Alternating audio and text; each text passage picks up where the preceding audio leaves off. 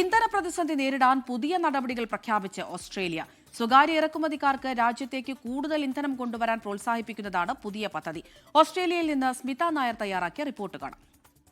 ഓസ്ട്രേലിയയിൽ ഉയർന്നുവരുന്ന ഇന്ധന വിതരണ പ്രതിസന്ധിയെ തുടർന്ന് പ്രധാനമന്ത്രി ആന്റണി ആൽബനീസ് പുതിയ നടപടികൾ പ്രഖ്യാപിച്ചു. ആഗോളതലത്തിലുള്ള വിതരണ തടസ്സങ്ങളാണ് നിലവിലെ സാഹചര്യം സൃഷ്ടിച്ചതെന്ന് സർക്കാർ വ്യക്തമാക്കി.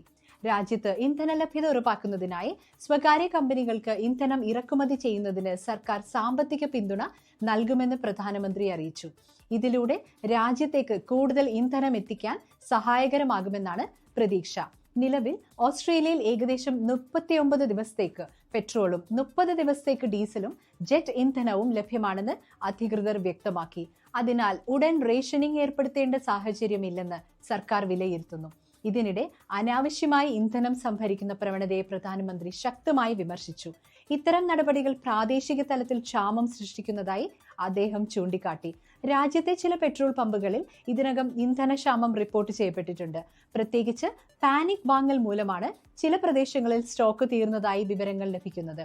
സാഹചര്യങ്ങൾ കൂടുതൽ വഷളാകുകയാണെങ്കിൽ ഇന്ധന റേഷനിംഗ്, വീട്ടിൽ നിന്നുള്ള ജോലി ചെയ്യാനുള്ള പ്രോത്സാഹനം, ഇന്ധന ലഭ്യതയുടെ തത്സമയ നിരീക്ഷണം, നികുതി മാറ്റങ്ങൾ എന്നിവ ഉൾപ്പെടെയുള്ള കൂടുതൽ നടപടികൾ സർക്കാർ പരിഗണിക്കുന്നതായി സൂചനയുണ്ട്.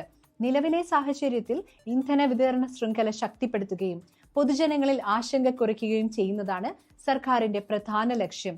അനാവശ്യ സംഭരണം ഒഴിവാക്കി ഉത്തരവാദിത്തപരമായ ഉപയോഗം തുടരണമെന്ന് അധികൃതർ അഭ്യർത്ഥിക്കുന്നു. Smitha Nair, 24 news, Australia.